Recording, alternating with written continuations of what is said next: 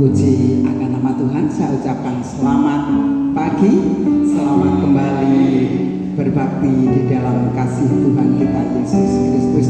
Puji Tuhan saudara ya, pagi ini ada pemandangan yang baru di mana ibadah kita saat ini ibadah yang diberkati oleh Tuhan kita Yesus Kristus. Puji Tuhan, kita akan sama-sama bangkit berdiri, kita mulai ibadah kita pada saat pagi ini. Kita angkat satu pujian, sentuh hatiku.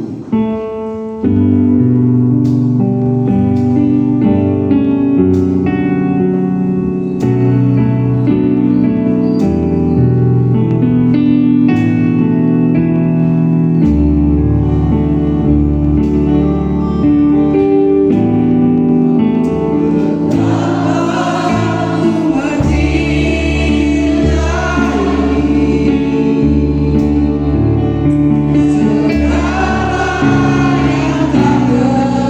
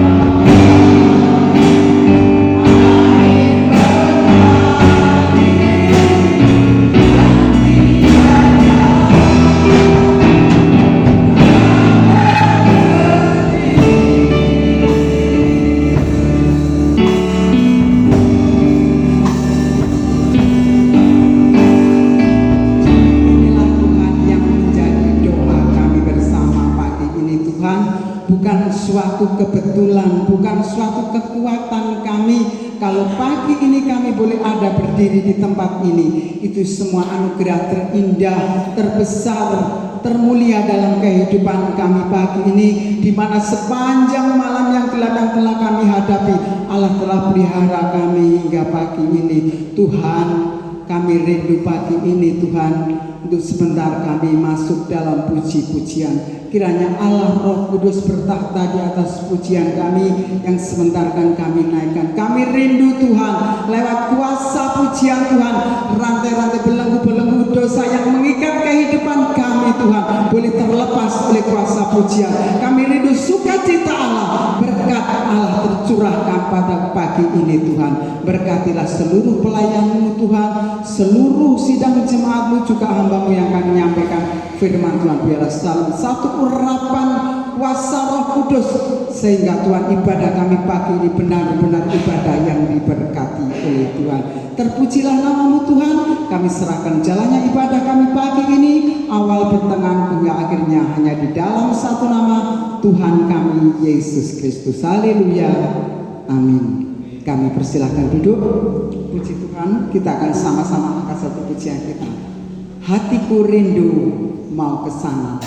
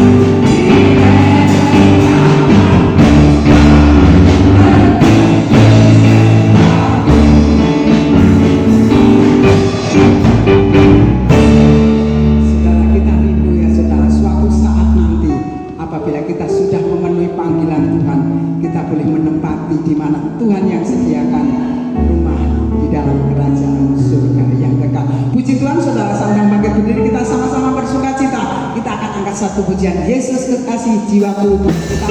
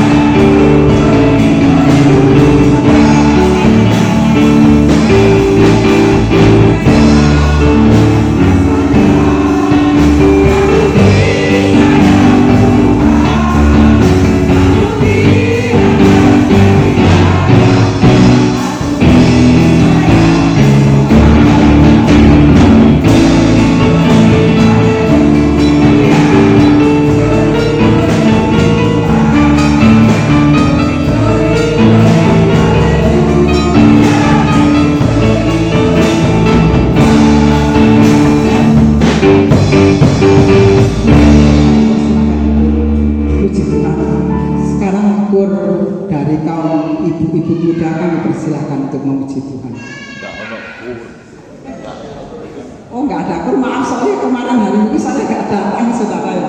Puji Tuhan, kalau gitu kita angkat satu pujian. Aduh, mata saya ini nggak pakai kacamata, nggak ketok. Yesusku luar biasa, dan korban pertama kita akan jalankan.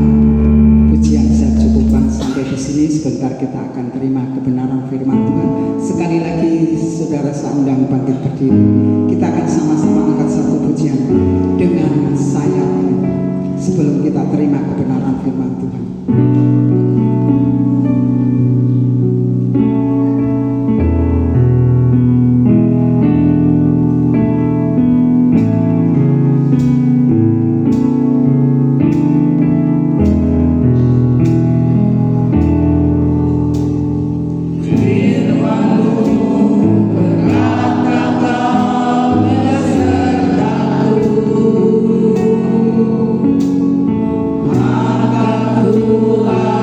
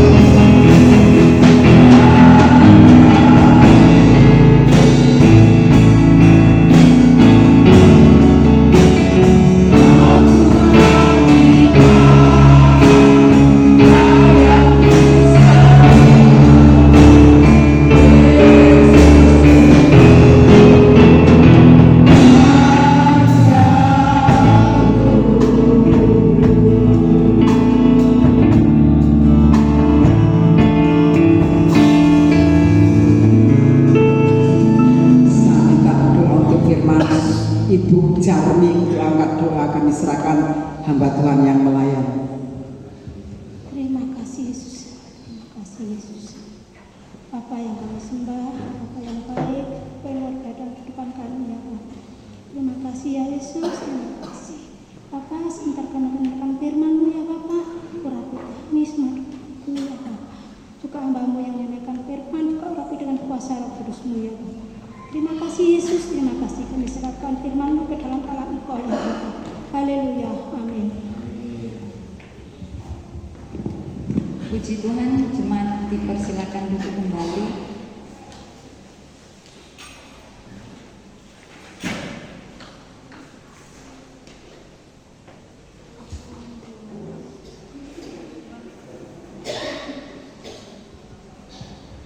Apa kabar saudara?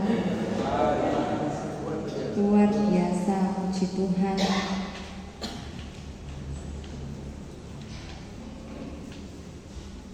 Luar biasa saudara ya, pelayanan dari ibu-ibu senior diberkati oleh Tuhan. Puji Tuhan, pada pagi hari ini kembali kita akan mendengarkan kebenaran firman Tuhan. Sama-sama kita buka dalam Injil Lukas pasalnya yang ke-10.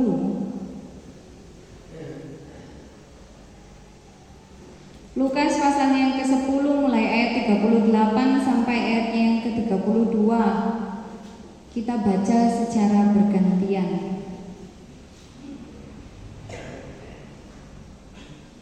Saya baca ayat genap, Bapak Ibu Saudara baca ayat ganjil. Sekali lagi Injil Lukas pasalnya yang ke-10 ayatnya yang ke-38 sampai ayatnya yang ke-42. Ketika Yesus dan murid-muridnya dalam perjalanan, tibalah ia di sebuah kampung. Seorang perempuan yang bernama Marta menerima dia di rumahnya.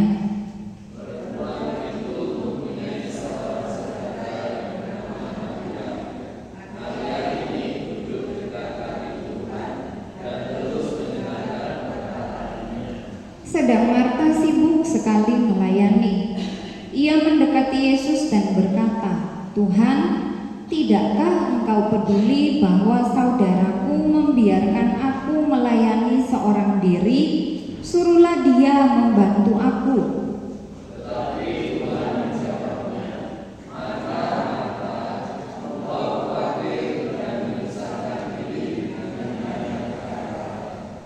Tetapi hanya satu saja yang perlu. Maria telah memilih bagian yang terbaik yang tidak akan diambil daripadanya. Puji Tuhan, Tuhan Yesus memberkati tema khotbah pada pagi hari ini, pelayanan dan persekutuan. Dari ayat-ayat yang sudah kita baca tadi, ayat 38 sampai ayatnya yang ke-39, Yesus dan murid-muridnya dalam perjalanan dan tiba di sebuah kampung. Firman Tuhan mengatakan bahwa Marta menerima Yesus di rumahnya. Dan Marta ini mempunyai seorang saudara, namanya siapa tadi saudara? Namanya Maria. Maria ini duduk dekat kaki Yesus untuk mendengarkan pengajarannya. Saudara, dalam budaya Yahudi, duduk di kaki seorang guru atau rabi adalah simbol seorang murid yang belajar dan menerima pengajaran. Contoh dalam Kisah Para Rasul pasalnya yang ke-22 ayat yang ketiga dalam terjemahan bahasa Inggris ya saudara. Di situ dikatakan bahwa Paulus ini dididik di bawah kaki Gamaliel. Paulus sebagai seorang murid dididik di bawah kaki Gamaliel yang menjadi gurunya. Pada masa itu, duduk di kaki Yesus mengambil posisi seorang murid adalah hak istimewa laki-laki.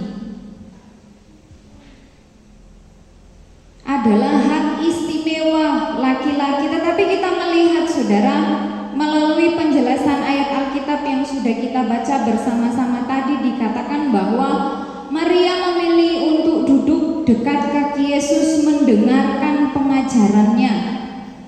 Ini adalah sebuah tindakan yang tidak lazim, adalah sebuah tindakan yang tidak umum bagi perempuan pada masa itu. Tetapi saudara, hal ini menunjukkan keberanian Maria untuk melampaui norma budaya yang ada, yang berlaku pada saat itu. Demi apa saudara? Demi mengejar hal yang lebih utama, yaitu mendengarkan firman Allah. Amin saudara. Kita lanjut di dalam ayatnya yang ke-40. Di situ dikatakan, sedang Marta sibuk sekali melayani. Perempuan Yahudi, lanjut, perempuan Yahudi pada zaman itu memiliki peran utama di dalam rumah. Memiliki peran utama di dalam rumah, termasuk menyiapkan makanan, membersihkan rumah, dan melayani tamu. Kita lihat saudara, Marta melaksanakan tugas ini dengan baik. Marta sibuk melayani Yesus dan murid-muridnya yang sedang bertamu di rumahnya. Karena saudara, menurut anggapan orang-orang pada waktu itu, pelayanan yang baik kepada tamu dianggap sebagai kehormatan. Sehingga kita lihat Marta merasa tekanan besar, ya, punya tekanan besar untuk melakukan tugas ini dengan sempurna. Dikatakan dia sibuk sekali melayani. Sibuk sekali melayani. Tetapi yang terjadi apa saudara? Ayat 40 bagian B, ia mendekati Yesus dan berkata, Tuhan, tidakkah engkau peduli bahwa saudaraku membiarkan aku melayani seorang diri? Suruhlah dia membantu aku. Marta ini sangat sibuk, tetapi dia lihatlah, kok saudara saya Maria ini gak bantu ya, hanya duduk saja di dekat kaki Yesus dan mendengarkan pengajarannya. Makanya Marta berkata seperti itu kepada Yesus. Merasa terganggu ya saudara, karena punya saudara tapi gak bantu. Akhirnya yang terjadi apa? Bisa dikatakan mengeluh. Kalau Marta merasa itu gak apa-apa, pasti gak akan berkata hal demikian kepada Yesus. Dan apa yang Yesus katakan dalam ayat 41 ayat yang ke-42? Tetapi Tuhan menjawabnya, Marta, Marta, engkau khawatir dan menyusahkan diri dengan banyak perkara. Sudah sibuk melayani, sudah capek, lah minta tolong Tuhan supaya bilang ke Maria untuk bantu melayani, tetapi Tuhan menjawab, engkau khawatir dan menyusahkan diri dengan banyak perkara. Apakah dengan perkataan itu membuat Marta semakin semangat, saudara? Lah minta tolong kok dijawab seperti itu. Tetapi selanjutnya Tuhan berkata, tetapi hanya satu saja yang perlu. Maria telah memilih bagian yang terbaik yang tidak akan diambil daripadanya. Kalau kita sekedar baca saja saudara, ini sebuah ketidakadilan. Saya dan saudara kalau ada di pihak Marta, kita akan berkata ini enggak adil, saya enggak terima. Kalau kita berada di pihaknya Maria, pasti kita akan berkata, lah saya mau dengar firman kok, saya mau dengar pengajaran Tuhan kok. Mari kita lihat saudara, makna penting dari ayat-ayat yang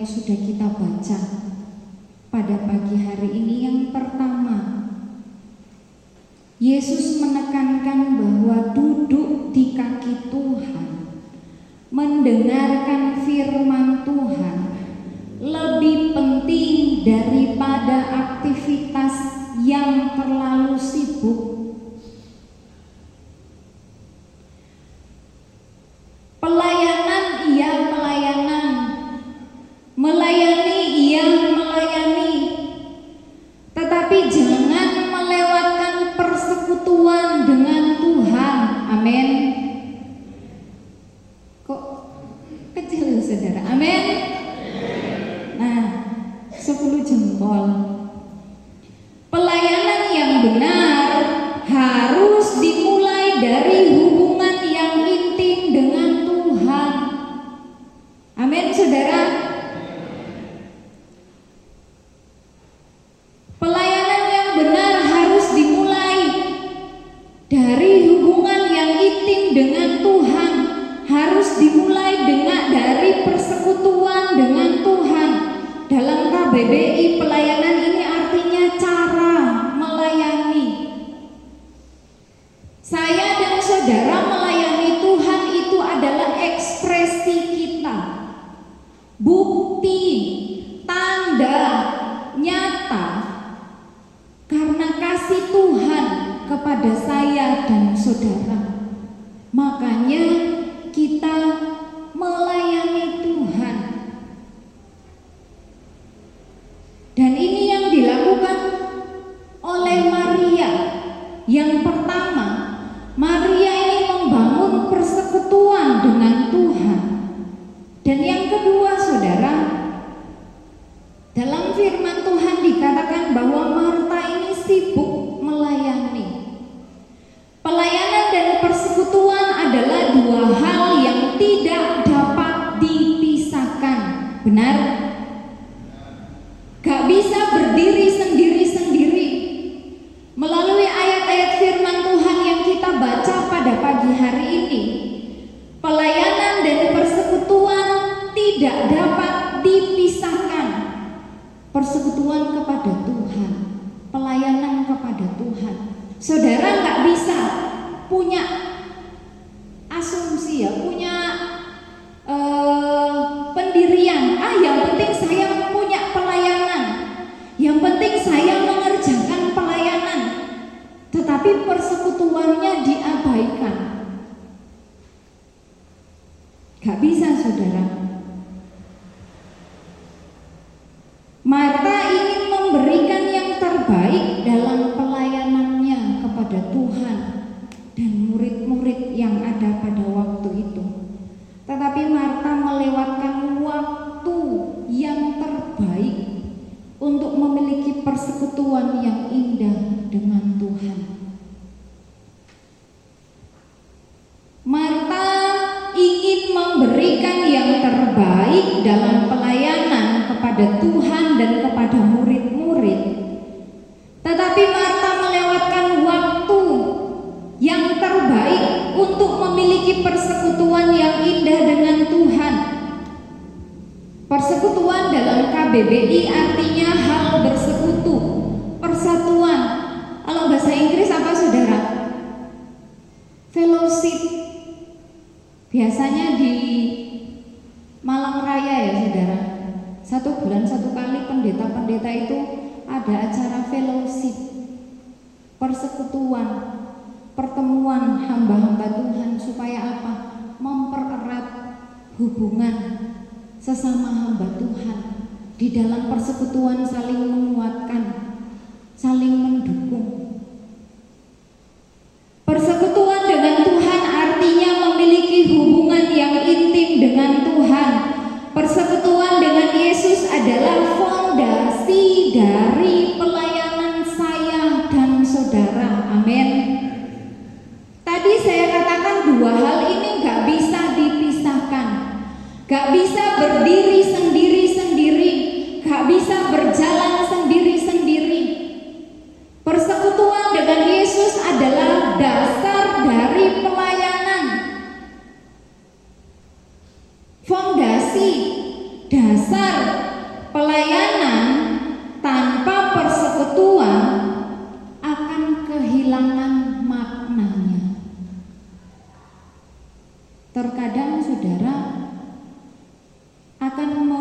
membuat manusia atau anak-anak Tuhan lebih kepada menonjolkan dirinya dalam pelayanan yang dikerjakan.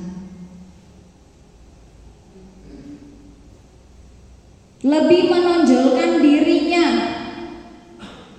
dalam pelayanan yang dikerjakan. Kehilangan maknanya, kehilangan fokusnya. Dan yang ketiga, saudara, dari ayat-ayat yang sudah kita baca tadi, dapat kita pelajari bersama-sama bahwa firman Allah mengatakan Maria telah memilih bagian yang terbaik yang tidak akan diambil daripadanya. Memilih bagian yang terbaik, yaitu apa? Duduk di kaki Tuhan. Maria memiliki bagian yang terbaik, yaitu duduk di kaki Tuhan, mendengarkan firman Tuhan, memiliki persekutuan dengan Tuhan, mengenal Tuhan lebih lagi. Bukan hanya berhenti sampai di situ saja, saudara, tetapi mari kita lihat di dalam Yohanes pasalnya yang ke-12. Yohanes pasalnya yang ke-12, mari kita buka sama-sama. Ayatnya yang ketiga. Injil Yohanes pasalnya yang ke-12 ayat yang ke-3. Saya akan baca mulai ayat yang pertama saja, saudara. 6 hari sebelum Paskah, Yesus datang ke Betania, tempat tinggal Lazarus yang dibangkitkan Yesus dari antara orang mati. Di situ diadakan perjamuan untuk dia, dan Marta melayani.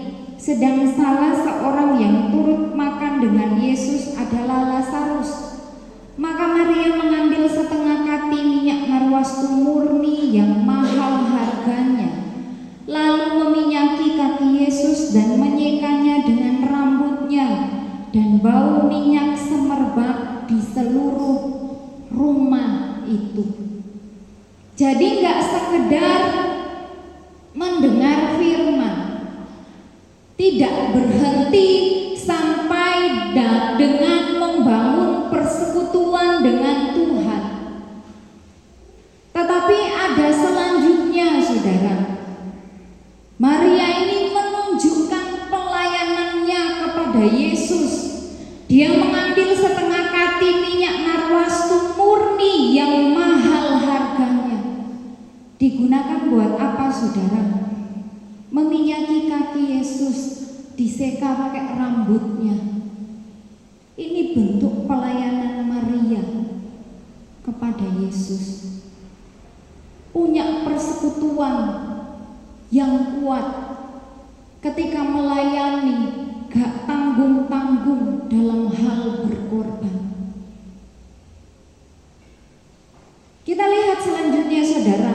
Tetapi Yudas Iskariot, seorang dari murid-murid Yesus yang akan segera menyerahkan dia, berkata, "Mengapa minyak narwastu ini tidak dijual 300 dinar dan uangnya diberikan kepada orang-orang miskin?" Hal itu dikatakannya bukan karena ia memperhatikan nasib orang-orang miskin, melainkan karena ia adalah seorang pencuri. Ia sering mengambil uang yang disimpan dalam kas yang dipegangnya. Jadi, saudara, ketika Maria melayani, Yudas Iskariot menyampaikan perkataan yang tidak enak untuk didengar oleh Maria. Dikatakan, kenapa nggak dijual saja, dibagikan ke orang miskin? Artinya, kenapa dituangkan di kaki Yesus? Kan itu sama saja dengan membuang-buang sesuatu yang mahal, sesuatu yang terbaik. Kalau dijual bisa bantu orang miskin. Tetapi apakah hati Maria gusar? Gusar gak, saudara? Tidak. Makanya dalam ayat 7 kata Yesus, "Biarkanlah dia melakukan hal ini mengingat hari penguburanku." Maria nggak langsung berdiri terus, adu mulut sama Yudas Iskariot. Oh, kamu nggak mau kok, saya yang mau, kenapa kamu yang protes? Sekalipun harganya mahal nggak apa-apa, saya kerjakan untuk Tuhan. Gak gusar hatinya karena punya persekutuan dengan Tuhan. Dasarnya sudah kuat. Jadi saat pelayanan dan menghadapi tantangan gak kecewa. Berbeda dengan Marta. Tuhan, kok saudara saya membiarkan saya bekerja sendiri? Kalau boleh biarkan dia membantu saya. Berbeda ya saudara. Mari kita lihat contoh tokoh Alkitab yang melayani dan tetap memiliki persekutuan yang indah dengan Allah. Daniel pasalnya yang ke-6. Daniel pasalnya yang ke-6 ayat yang ke-11.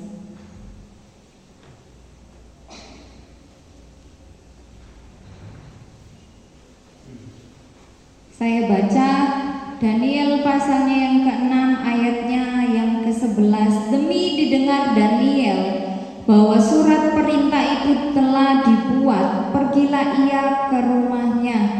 Dalam kamar atasnya ada tingkap-tingkap yang terbuka ke arah Yerusalem. 3 kali sehari ia berlutut berdoa serta memuji Allahnya seperti yang biasa dilakukannya. Jadi saudara, Daniel ini memiliki persekutuan dengan Tuhan. Seperti yang biasa dilakukannya. Jadi bukan nanti ketika ada perintah, ada larangan yang dikeluarkan raja supaya tidak menyembah yang lain selain menyembah raja, baru Daniel ini mau datang bersekutu, mau berdoa, mau sujud menyembah Tuhan, mau memuji Allah. Tidak. Seperti yang biasa dilakukannya, berarti itu adalah kegiatan yang sudah terus-menerus dikerjakan oleh Daniel. Berlutut berdoa memuji Allah bukan menjadi agenda terakhir dalam kehidupan Daniel. Oh, nanti mau tidur malam baru mau berdoa. Sepanjang hari aktivitas sibuk dengan diri sendiri. 3 kali sehari saudara.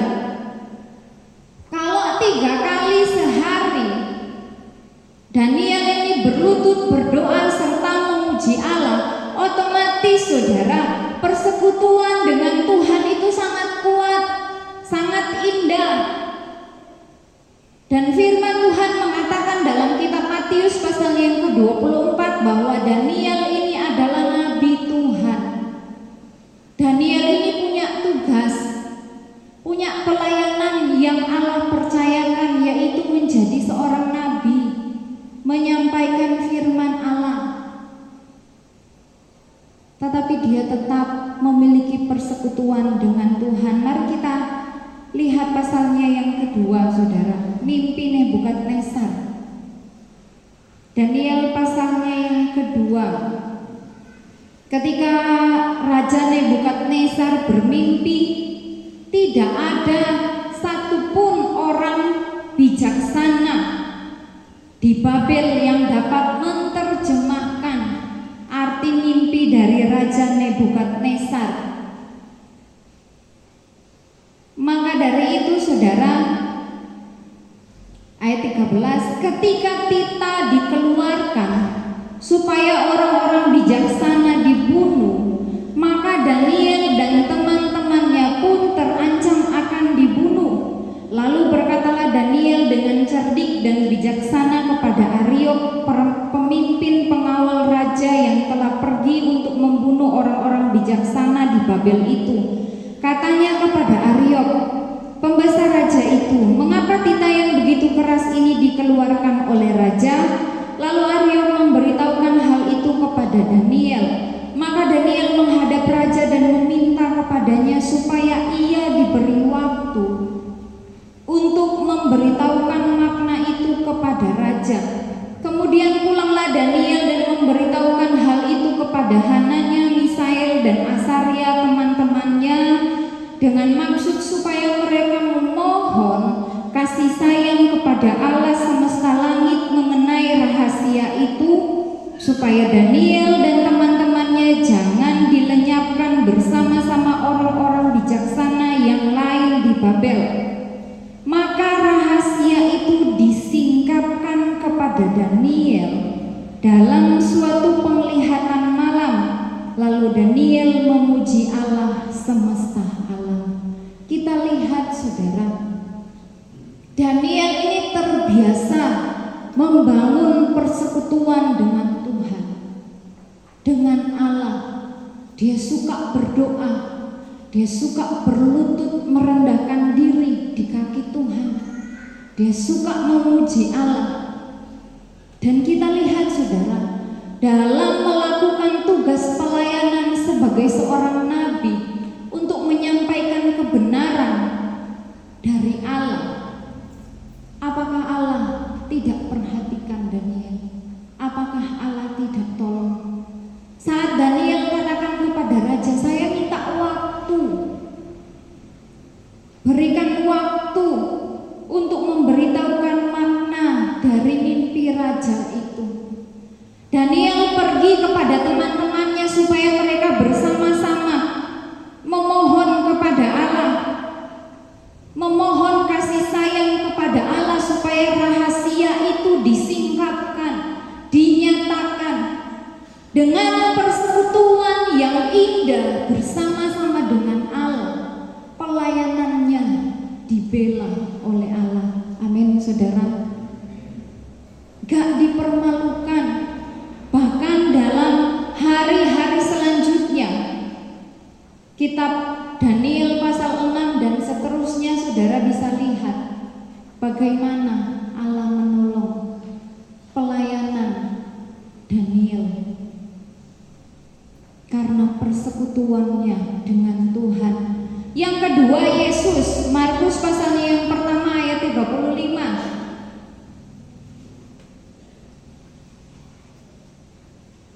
Markus 1 ayatnya yang ke-35 saya akan baca. Pagi-pagi benar waktu hari masih gelap, ia bangun dan pergi keluar.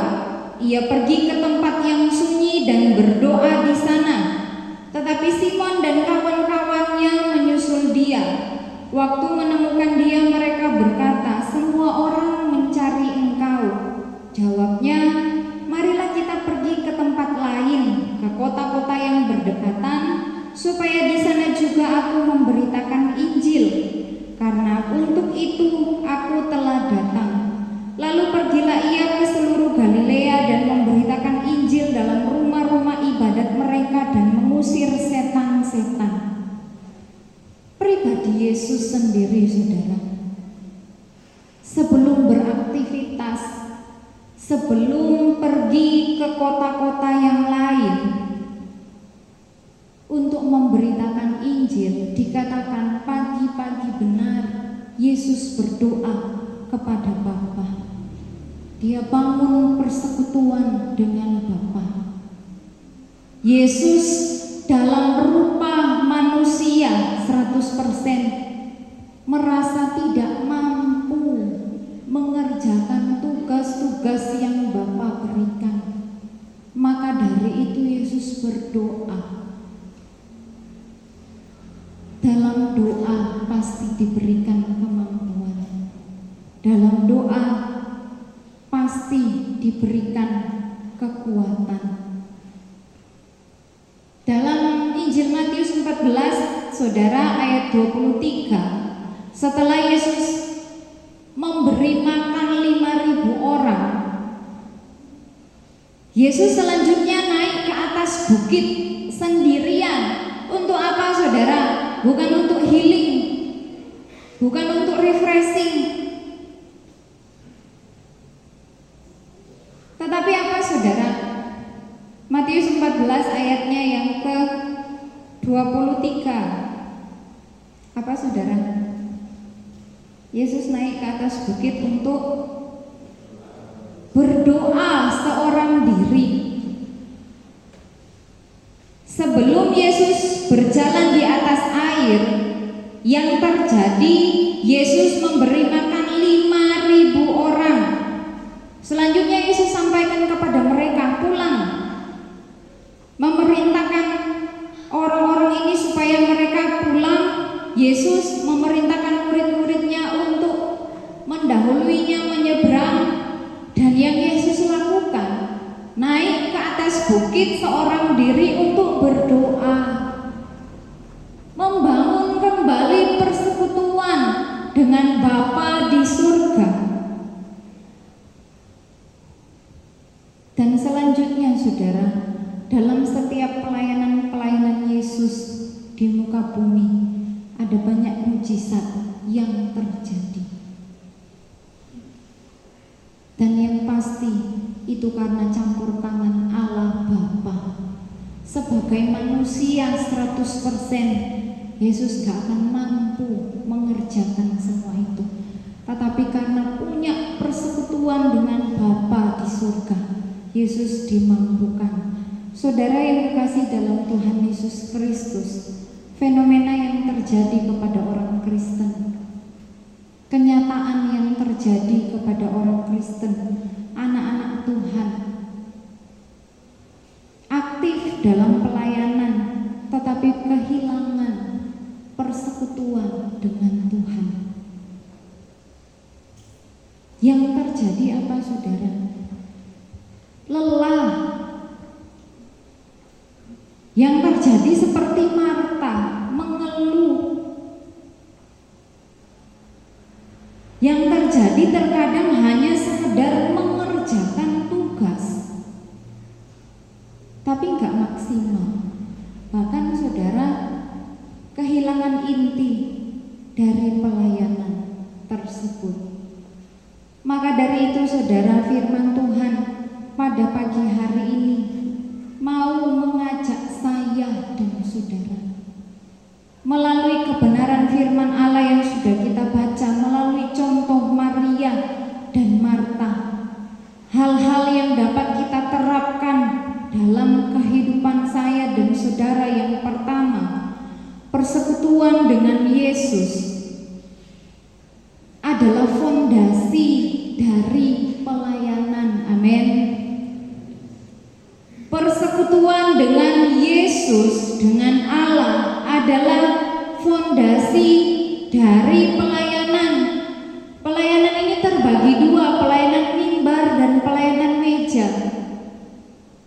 Mungkin saya dan saudara berkata, saya nggak bisa pimpin pujian. Oh, saya ndredeg kalau disuruh singer. Saya ndredeg kalau disuruh doa. Saya nggak pinter nyusun kata-kata. Sama seperti saya saudara. Dalam hal kosakata ini saya terbatas. Jadi kalau mau disuruh khotbah ya saudara, waduh, saya ini baca Alkitab ya, yang terjemahan baru, yang versi bahasa Inggris, bukan bahasa Inggrisnya saudara, tetapi saya cari arti bahasa Indonesianya. Saya lihat terjemahan lama, ini artinya apa sih? Terus buka-buka kamus KBBI. Kalau di HP pasti ada ya saudara, bisa download aplikasinya. Supaya apa? Bisa nambah kosakata, bisa nambah. Ini selanjutnya saya harus ngomong apa? Dan yang pertama, yang paling utama pasti saya berdoa kepada Tuhan. Dan itu bisa dilatih. Pelayanan meja semua pasti bisa. Mungkin berkata nggak bisa pelayanan mimbar, tapi tersedia pelayanan meja. Artinya apa saudara? Bersih-bersih gereja itu pelayanan kepada Tuhan. Amin. Bapak ibu saudara membawa makanan, membawa masakan ketika ada acara-acara dikerjakan di gereja, itu pelayanan pelayanan kita kepada Tuhan. Bapak Ibu Saudara angkat kursi, pinjam meja, karena kita belum punya sendiri ya. Kalau ada acara-acara, itu bentuk pelayanan kita kepada Tuhan. Jadi pelayanan ini bukan hanya terfokus di mimbar saja, tidak. Pelayanan meja, mengunjungi orang sakit, kita berdoa kepada mereka, itu adalah sebuah pelayanan kita kepada Tuhan. Jadi tidak ada alasan bagi anak-anak Tuhan berkata saya nggak bisa melayani Tuhan. Pelayanan dan persekutuan tidak bisa dipisahkan, harus seimbang. Benar saudara? Harus seimbang. Saya katakan tadi nggak bisa berdiri sendiri-sendiri. Pelayanannya Maria itu diperlukan, pelayanannya Marta itu diperlukan, dan itu harus berjalan bersama-sama, harus seimbang. Ada persekutuan, ada pelayanan kepada Tuhan. Karena apa saudara? Dalam pelayanan yang saya dan saudara kerjakan kepada Tuhan, pasti ada tantangan. Ada yang gak pernah mengalami tantangan dalam melayani Tuhan? Ada saudara? Gak ada. Saya katakan harus seimbang. Kenapa? Karena dalam pelayanan pasti akan ada tantangan. Kalau saya dan saudara tidak memiliki hubungan pribadi yang kuat dengan Tuhan, bisa kecewa. Seperti Marta, terganggu lihat saudaranya yang hanya bersekutu mendengar firman Tuhan. Maka dari itu saya katakan persekutuan dengan pelayanan itu gak bisa dipisahkan. Kalau kita punya hubungan pribadi yang kuat dengan Tuhan saat mengerjakan pelayanan-pelayanan yang dipercayakan, baik pelayanan mimbar, pelayanan meja, kita tidak mudah kecewa. Amin.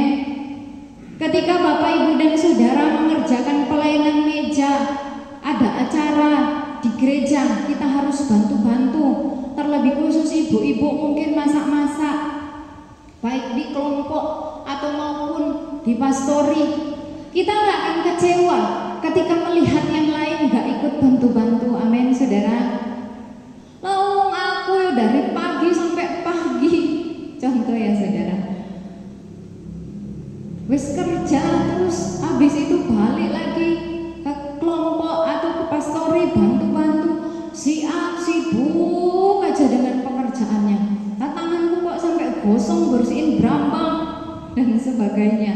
Ibu-ibu bisa lebih memahami.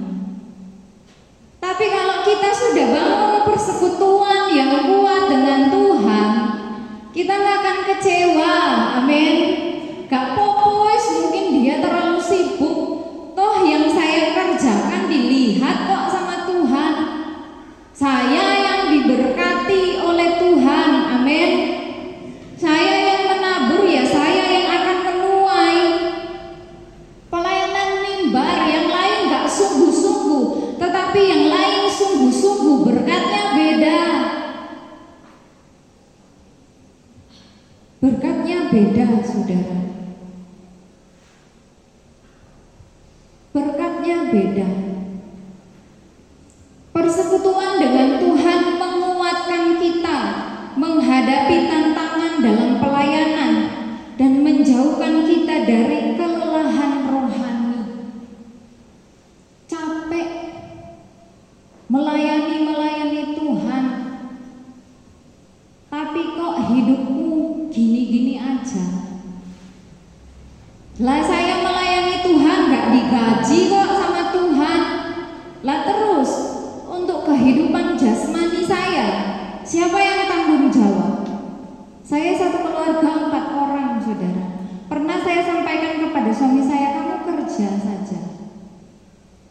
Boleh kan? Boleh saudara? Boleh saudara? Boleh? Gak boleh. Dasarnya apa? Karena melayani Tuhan, iya benar saudara. Idealnya hamba Tuhan itu melayani Tuhan. Tetapi kenapa Paulus membuat kemah? Dia jual untuk kebutuhan hidupnya, gak mau jadi beban bagi jemaat. Maka dari itu Paulus katakan, saya jual kemah dalam Korintus ya kalau nggak salah saudara, supaya hidup saya ini nggak jadi beban kepada jemaat, tetapi tidak melupakan hal yang terpenting yang menjadi tugasnya untuk melayani Tuhan. Idealnya hamba Tuhan itu full melayani Tuhan. Tapi bagaimana kalau jemaat nggak memperhatikan keberadaan hamba Tuhan? Dilihat saja, oh Bapak Gembala di rumah, oh Bapak Gembala sehat, lah saya perlu minta didoakan sewaktu-waktu, bisa Bapak Gembala di rumah kok, Wakil Gembala di rumah kok. Dilihat saja gini saudara, tetapi Bapak Ibu Saudara tidak mau berbagi berkat dengan hamba Tuhan yang melayani saudara. Gak bisa saudara. Saya katakan kerja saja. Bagi saya yang di rumah, saya yang handle pelayanan, terus direnungkan lagi gak bisa. Kenapa? Karena kita juga menemani Bapak Gembala di rumah. Masa saya yang di rumah sama anak-anak dan Bapak Gembala secara etika kurang pantas. Ya wes kalau gitu saya saja yang kerja, kamu di rumah. Lah ya nggak bisa. Mosok istri saya kerja banting tulang, bercucur keringat dan darah, suaminya di rumah saja. Lah terus gimana? Gimana saudara? Yo sembahyang, yo sudah. Yo melayani, yo sudah, dan terus dikerjakan. Tetapi secara jasmani saya juga perlu hal-hal untuk kehidupan sehari-hari. Akhirnya kita buat usaha kecil-kecilan, sekalipun sedikit hasilnya tapi ditekuni dan bisa ditinggal-tinggal. Gak mengganggu pelayanan. Yang diprioritaskan tetap pelayanan. Kalau gak punya persekutuan yang kuat dengan Tuhan, bisa banting setir saudara, balik arah. Gak apa-apa wes aku jadi jemaat saja, yang penting saya setia kepada Tuhan. Kan itu benar ya saudara. Gak apa-apa saya jadi jemaat, yang penting saya setia kepada Tuhan. Tetapi kembali lagi kepada persekutuan dengan Tuhan. Dalam persekutuan dengan Tuhan ada hal-hal yang Tuhan nyatakan, ada hal-hal yang Tuhan singkapkan, sehingga tetap kuat dalam mengerjakan pelayanan-pelayanan yang Tuhan sudah percayakan. Demikian juga dalam kehidupan saya dan saudara. Ketika saya dan saudara melayani Tuhan, tantangan itu pasti ada, baik dalam keluarga, dalam rumah tangga, terhadap suami, istri, anak-anak, pasti ada. Dan itu mempengaruhi pelayanan kita kepada Allah, baik dalam hal pelayanan mimbar maupun dalam hal pelayanan meja. Tetapi kalau saya dan saudara punya persekutuan dengan Tuhan, hubungan yang baik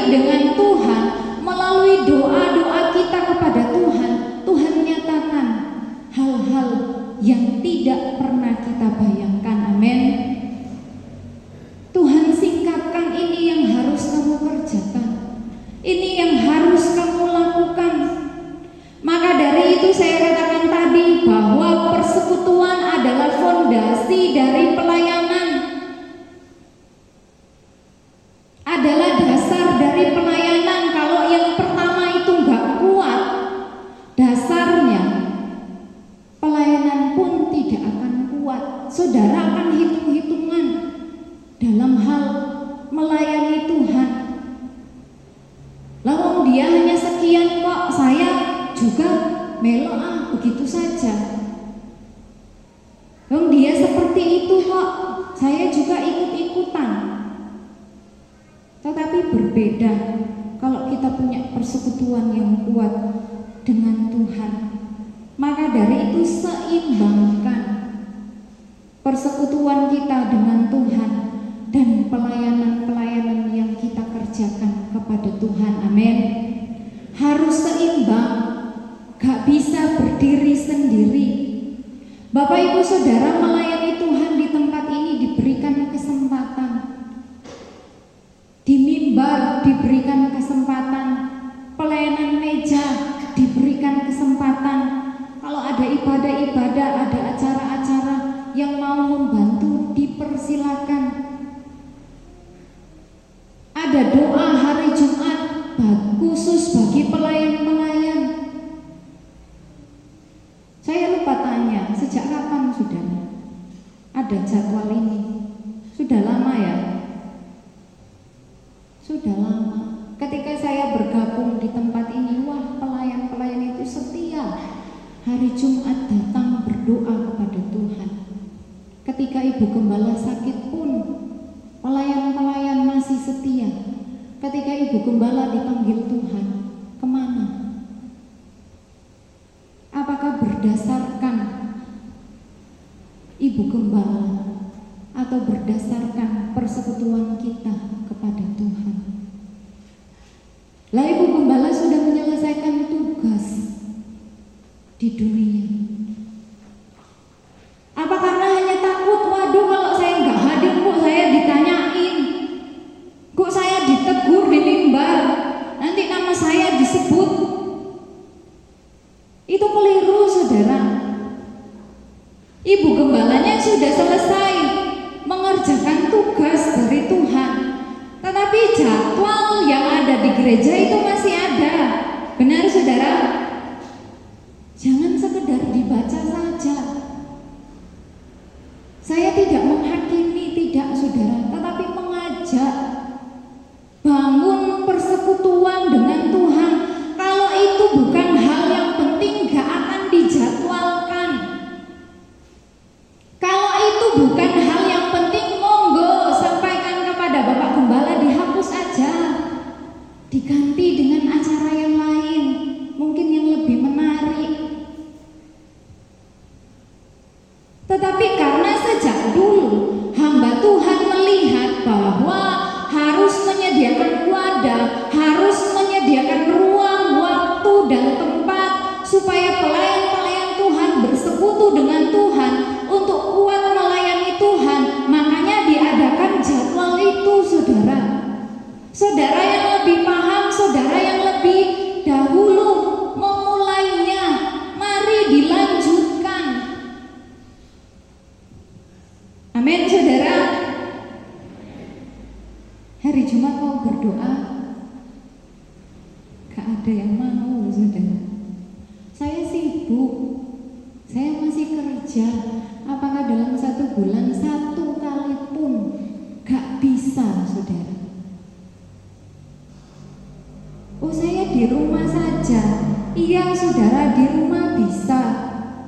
Tetapi kalau sudah disediakan di gereja, mari manfaatkan sebaik-baik mungkin. Kita bangun persekutuan bersama-sama dengan Tuhan, supaya pelayanan saya dan saudara memiliki makna dan ada kuasa Allah terjadi. Amin.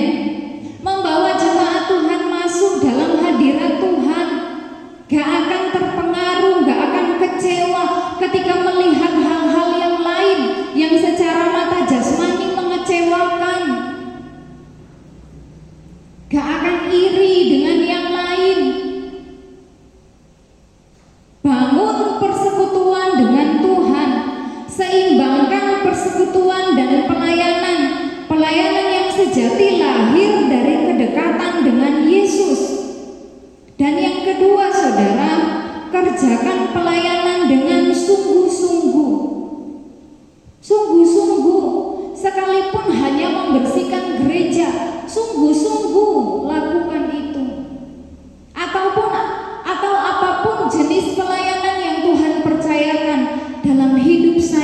saudara, baik di luar gereja maupun di dalam gereja, pribadi kita yang lebih paham, kerjakan dengan sungguh-sungguh. Membesuk orang sakit kita doakan dengan sungguh-sungguh. Mengajak orang yang mulai undur dari Tuhan kita ingatkan, kita ajak mereka kembali, itu adalah sebuah pelayanan. Kita kerjakan dengan sungguh-sungguh. Pastikan pelayanan saya dan saudara bukan hanya sekedar rutinitas saja, tetapi dilakukan dengan sikap hati yang benar, yaitu sungguh-sungguh kepada Tuhan. Dan yang terakhir, saudara, mengerjakan pelayanan dan memiliki persekutuan dengan Tuhan itu adalah bagian terbaik yang tidak dapat diambil daripada saya dan saudara. Amin, saudara. Saat kita bangun persekutuan dengan Tuhan, kita melayani Tuhan dengan sungguh-sungguh, itu adalah bagian terbaik yang saya dan saudara sudah pilih.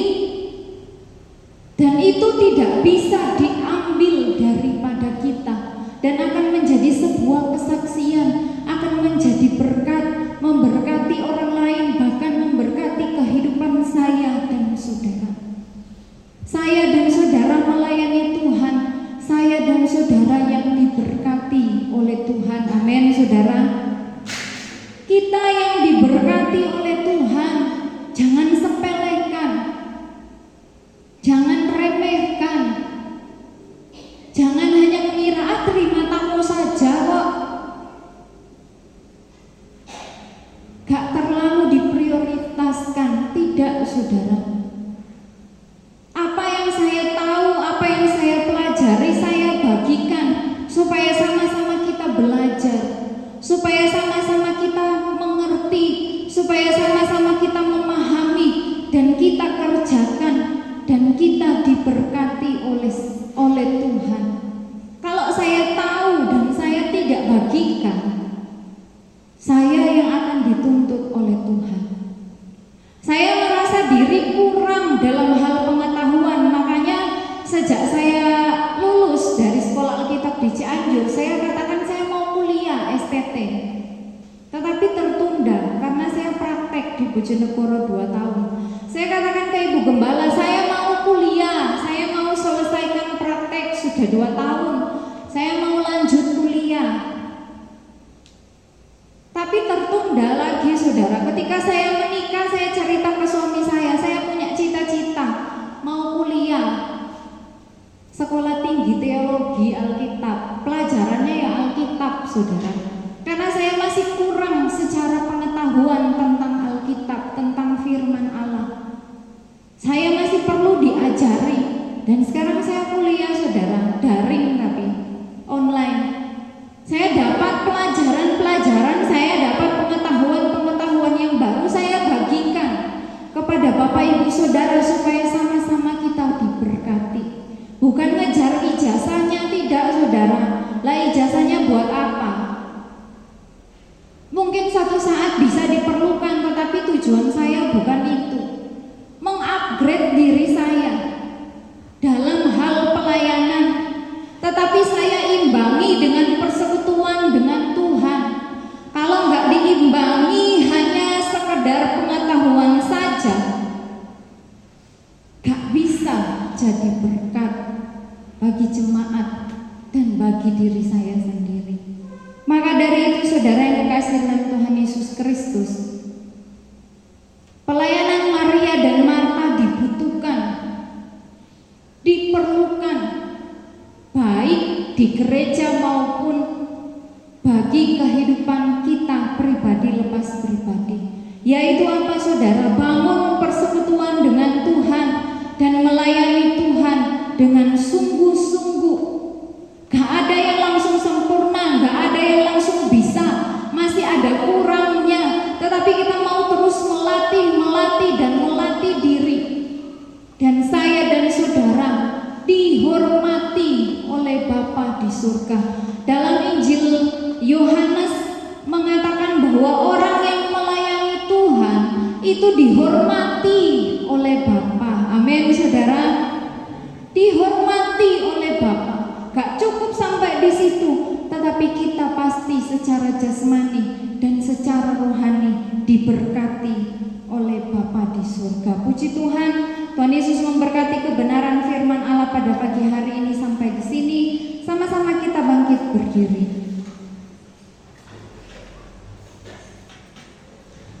Melayani lebih sungguh.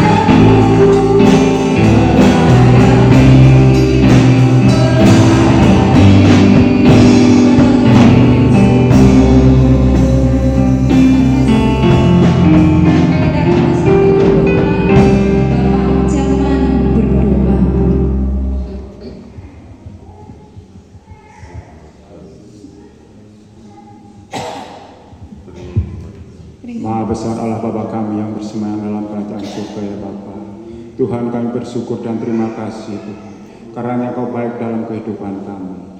Tuhan, kami bersyukur dan terima kasih Tuhan, karena Kau telah pulihkan kami Tuhan. Oh Tuhan, terlebih Kau telah sembuhkan dari sakit penyakit yang kami hadapi. Tuhan, Kau singkirkan ya Yesus. Tuhan Yesus, kiranya Tuhan firman Tuhan pada siang hari ini boleh meneguhkan iman percaya kami ya Yesus. Terima kasih Tuhan, terima kasih kami berdoa buat pelayan-pelayan yang ada di gerejamu ya Tuhan. Kiranya Kau pakai lebih hari lebih setia untuk melayani Engkau. Terlebih hamba-Mu di tempat ini Tuhan, Kau berikan kecukupan dengan segala apa yang kekurangannya ya Yesus. Terima kasih Tuhan, terima kasih. Hanya di dalam nama Yesus kami sudah berdoa dan mengucap syukur. Haleluya, amin. Amin, puji Tuhan. Jemaat dipersilakan duduk kembali. Kita akan memberikan korban persembahan yang kedua dan yang ketiga untuk kas tamborin. Hatiku rindu mau kesanalah. Kita angkat pujian ini.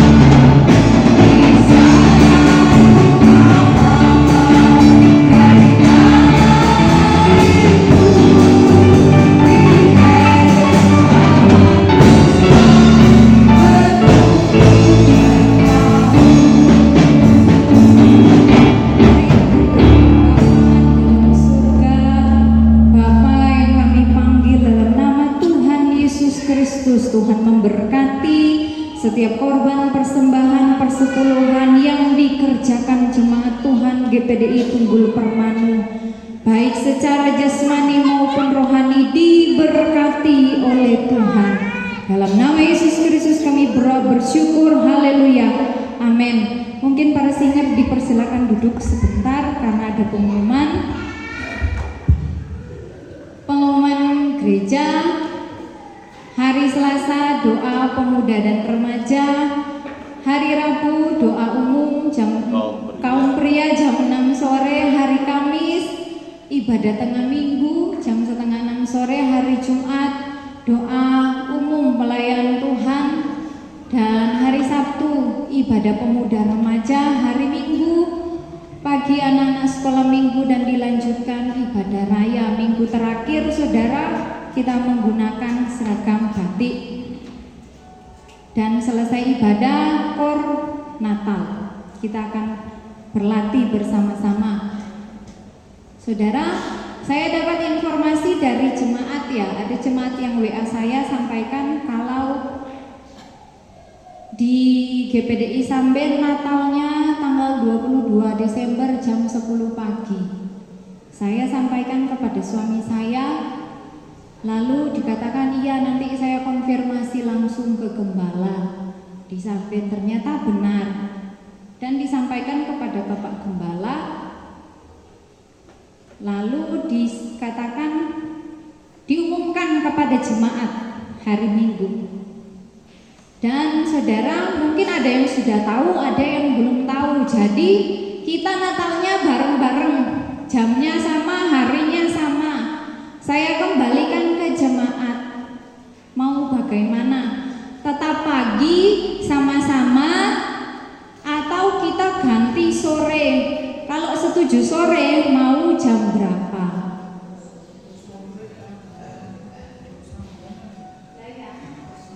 Kasihan kata ibu-ibu. Kan kita tetanggaan ya, kalau mungkin dari organisasi lain nggak apa-apa, tapi kita sama merek gerejanya, tetanggaan juga. Sore jam berapa? Jam 4 sore. Kita berdoa biar nggak hujan saudara, tapi kalau hujan ya disyukuri. Jadi setuju saudara, sore jam 4. Kasih kesempatan mereka bersuara ya Allah. Maki sama yang bagian belakang yang bersuara, yang bagian depan kurang. Gimana saudara? Oke. Kita rubah jamnya jadi jam 4 sore. Dan dimohon kerjasamanya saudara ya. Selesai kita mungkin ibadah di Samben, bisa kumpul di gereja untuk atur konsumsi. Puji Tuhan, untuk ibadah rumah tangga di bulan Desember diliburkan, kembali diadakan di bulan Januari. Puji Tuhan, Tuhan Yesus memberkati. Pengumuman saya sampaikan di sini. Sama-sama bangkit berdiri, kita angkat pujian refnya saja dengan sayapmu. Ku akan terbang tinggi, doa tamat oleh Bapak Gembala.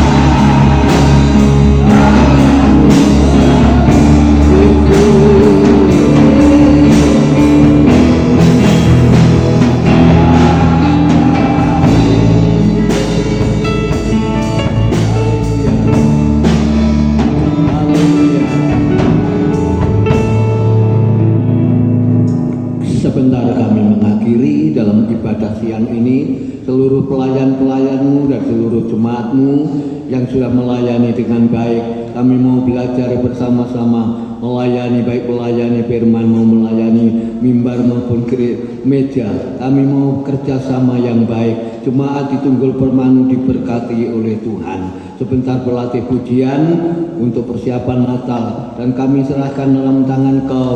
Walaupun kami Tuhan Yesus harus, yaitu Tuhan Yesus untuk mengumumkan yaitu Natal ini yang sudah dijadwalkan, tetapi karena terbenturnya Tuhan kiranya Engkau tolong supaya jemaat di Tunggul Permana menyadari semua.